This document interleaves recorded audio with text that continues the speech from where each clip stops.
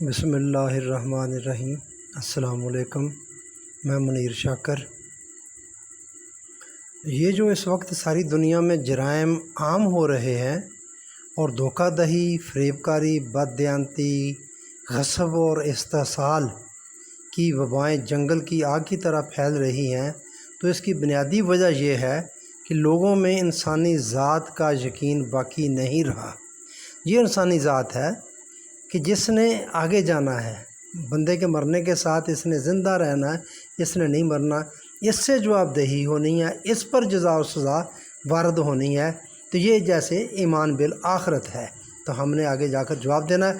تو یہ سب جو جرائم ہیں یہ اس وجہ سے ہیں کہ ہمارا اس پر یقین نہیں رہا، ایمان نہیں رہا۔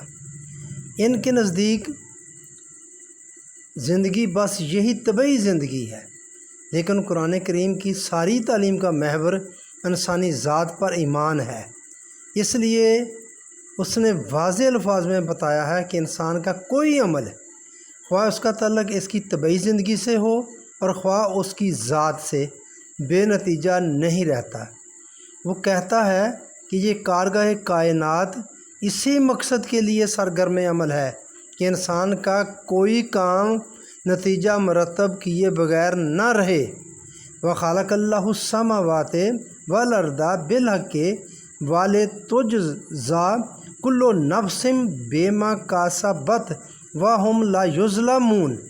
یہ جاثیہ سورت 45 نمبر ہے اور اس کی آیت نمبر ہے 22۔ اللہ نے کائنات، ارض و سماوات کو بالحق پیدا کیا ہے، اور اس لیے کہ ہر شخص کو اس کے کاموں کا ٹھیک ٹھیک بدلہ مل جائے۔ کس لیے پیدا کیا؟ اس کی وجہ آگے بیان ہو رہی ہے کہ کاموں کا ٹھیک ٹھیک بدلہ مل جائے اور کسی پر کوئی ظلم نہ ہو۔ دوسری جگہ ہے وَلِلَّهِ مَا فِي السَّمَاوَاتِ وَمَا فِي الْأَرْضِ لِيَجْزِيَ الَّذِينَ أَسَاءُوا بِمَا عَمِلُوا وَيَجْزِيَ الَّذِينَ أَحْسَنُوا بِالْحُسْنَى۔ یہ نجم کی 31 نمبر۔ کائنات کی پستیوں اور بلندیوں میں جو کچھ ہے سب اللہ کے پروگرام کی تکمیل کے لیے سرگرم عمل ہے، تاکہ غلط روش اختیار کرنے والوں کے کاموں کا نقصان رسا نتیجہ ان کے سامنے آ جائے اور اچھے کام کرنے والوں کا خوشگوار نتیجہ بھی ان کے سامنے آ جائے۔ سورہ یونس میں ہے، یہ سورہ یونس کی 4 نمبر آیت کا ایک طرح سے مفہوم ہے کہ اللہ کا تخلیقی پروگرام یعنی اشیاء کائنات کو پہلی بار وجود میں لانا اور پھر انہیں گردشیں دے دے کر نئی حیات میں تبدیل کرنا اس لیے ہے کہ جو لوگ مستقل اقدار حیات کی صداقت پر یقین رکھیں اور ان کے مطابق صلاحیت بخش کام کریں، انہیں ان کاموں کا بدلہ عدل و انصاف کے مطابق مل جائے، اور جو لوگ ان سے انکار کریں اور سرکشی برتیں ان کا انجام تباہی ہو۔ یہ یونس کی 4 نمبر آیت۔ اسی کا اعادہ ہود کی 7 نمبر، کاف کی 7 نمبر اور سورہ ملک کی 2 نمبر آیات میں بھی ہے۔ سورہ نساء میں ہے کہ من یعمل سوءا یجزا بہ، 123 نمبر۔ جو شخص بھی کوئی غلط کام کرے گا اس کا خمیازہ بھگتے گا۔ اگلی آیت ہے جزام بما کانوا یکسبون۔ یہ سورہ توبہ کی 82 نمبر، سورہ ابراہیم کی 45 نمبر، سورہ نحل کی 96-97 نمبر، مومن کی 17 نمبر۔ یہ ساری بات ان آیات میں بھی ہے کہ جو کچھ بھی انسان کے سامنے آتا ہے وہ اس کے اپنے اعمال کا نتیجہ ہوتا ہے۔ دیکھیں کتنی بڑی بات ہے، ہم اس کو اللہ کی طرف منسوب کر دیتے ہیں۔ اللہ فرما رہا ہے کہ جو کچھ بھی انسان کے سامنے آتا ہے وہ اس کے اپنے اعمال کا نتیجہ ہوتا ہے۔ سارا مرکزی نقطہ وہی ہے کہ انسان خود مختار ہے کلی طور پر۔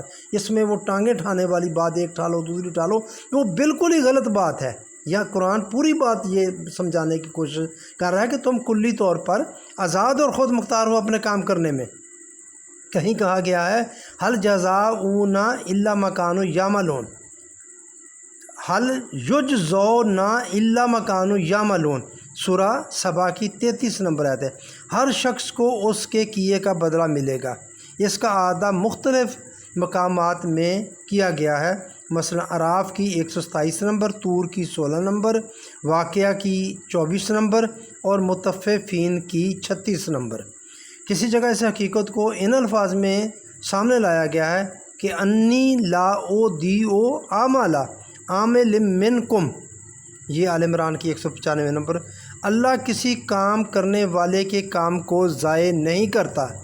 کہیں کہا ہے کہ فَإِنَّ اللَّهَ لَا يُضِيعُ أَجْرَ الْمُحْسِنِينَ، یہ ہے سورہ یوسف کی 90 نمبر اور آل عمران کی 144 نمبر میں بھی۔